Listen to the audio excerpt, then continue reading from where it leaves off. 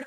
Christmas is coming a few days early tonight with the return of the NBA, including the big Clippers-Lakers matchup, which we thought we were going to see in the Western Conference Finals just a few months back. And as always, we've got a ton of storylines to keep an eye on. LeBron's quest for back-to-back rings, the Clippers trying to right the ship under a new coach, KD's first year in Brooklyn, the ever-growing drama of where James Harden will end up playing, and guys, so much more. I'm going to jump right to it. Shannon, what is your finals matchup and who wins it all?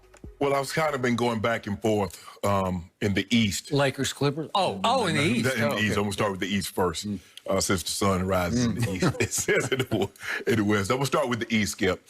I mean, watching KD, and I understand that the concerns that people have, Skip, because the Achilles injury is a very serious injury. Is it the more serious of the injuries of any professional athlete? But Kevin Durant is not a 250 pounds, 270 pound center. He's not a guy that relies on jumping ability. He's not a guy that relies on his quickness in order to get to where he needs to get to. So I think of all the people that's probably suffered this injury, the basketball players, the historically great players, I think he's probably the guy that's best equipped to deal with it because, as I said, Skip, he's not 250. He's not quick. He's quick, but he's not reliant on that aspect. He's not, Dominique Wilkins that relied on his jumping ability. So with that being said, I believe he'll pick right up where he left off. He will be the Kevin Durant that we've seen over the last 10, 12 years, and I don't think he'll miss a beat. When you look at this team, Skip, their second unit could really be a starting unit in the NBA. They come off the bench with LeVert, Jared Allen, and Taurean Prince. That's their second unit. So with that being said, I'm going to say I like the Eastern Conference Finals to be the Bucks and the Nets. And I'm going to say Brooklyn in 6. I'm going to give you, I think Giannis will get a couple more games than what he normally does. In the West, Skip, you have the really? Well, the sun sets on the Lakers, right? No, don't do it. Don't do that, Skip. Suns have gotten better, but I still think they're a piece away and maybe a year away. The Nuggets, the big question I have for the Nuggets is Michael Porter Jr. Did he have enough time to get into the weight room, and is he going to take it serious? And you got to understand, bro, every time something goes wrong, it's not your opportunity to go to Zoom and says, I need more opportunities. Golden State, Skip, I thought Golden State with Clay, but I never really saw them as a viable option to the top 1 or 2 seeds. And so now that brings me down to Portland.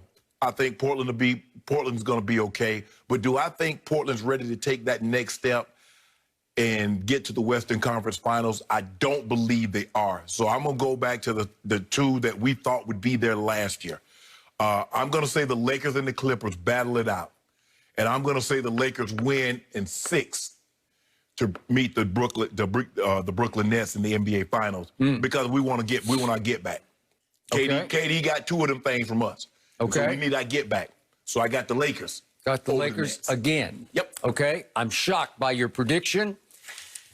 I'm actually, truly, honestly, authentically shocked that you did pick the Nets on the other side. Yeah. That means that you are actually displaying your hidden respect for one Kevin Durant, who is the best player on the planet. No, Skip, I've always had respect for Kevin Durant. I mean, just because I picked him, that doesn't mean I believe he's the best player on the planet. When you look at what they have, I don't know if anybody else have that kind of depth that can match him. Philly has, we're going to see what Ben Simmons and Joel Embiid's going to be with Tobias Harris. But do they have the depth? And that's what Golden State, Skip, that's how Golden State beat people so many years. Their second unit, if they had a lead, the second unit expanded the lead. If they were behind, the second unit cut into the lead, and when the starters got back, they were either tied or in front. The Nets have that same type of firepower. Okay.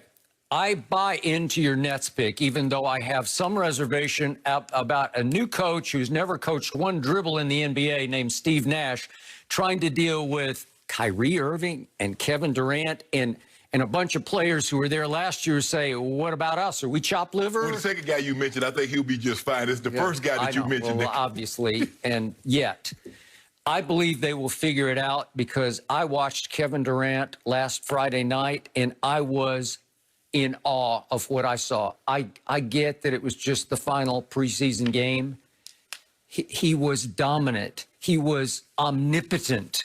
He just took the whole game over, played 27 minutes, scored 25 points on 9 of 16 shots, made a couple of threes, blocked 3 shots.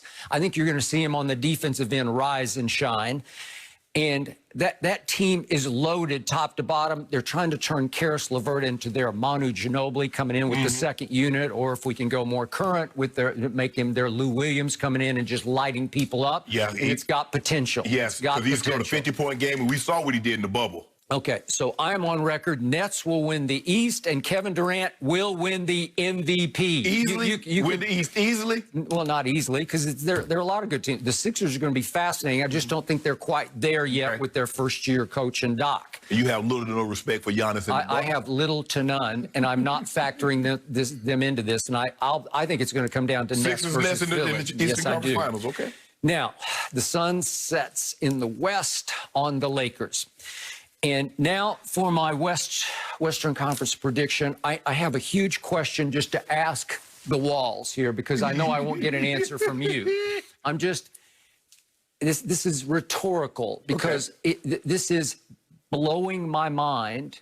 It is confounding me. It is perplexing me. It is frustrating me to try to figure out what happened to my Clippers, because just a few months back, they went into the bubble playoffs favored to win it all.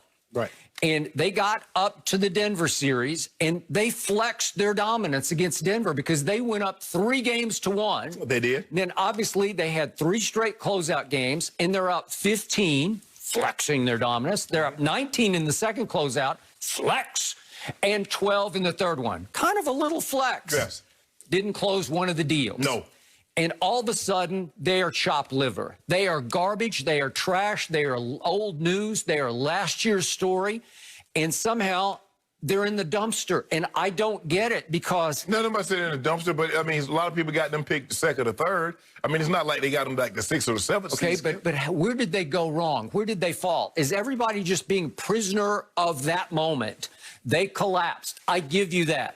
They could not close. They did not have that point guard who could settle them, order them, figure it out for them to put them in position. You don't need no point guard. You got Kawhi. That's true. You told me last year going into the season, Kawhi was the best player in the NBA. Yep. So you don't need a point guard. Michael Jordan didn't have a point guard. Kobe Bryant didn't have they just get a ball to those great guys and let them go work. Well, maybe they needed to switch to the triangle, which was Michael Jordan's offense. And the new coach, Ty Lue, says, guess what? I have instituted and installed the triangle just for Kawhi Leonard's sake, so he can get those mid-range jump shots, on which he made 48% last year. I'm talking about jumpers from outside the lane and inside the three-point line, right? Yeah. Those mid-range jump shots. Nobody shoots them better except Kevin Durant. It's Kevin Durant, my guy, Kawhi, and this side of Michael Jordan, nobody has shot them better than those two. Well, first of all, Skip, this notion that it was the offense, the triangle, that made Kobe and Michael who they were. It could have been the triangle, the rectangle, the hexagon, or the circle. When you have a historically great generational talent, transcendent talent, they supersede whatever offense or defense you may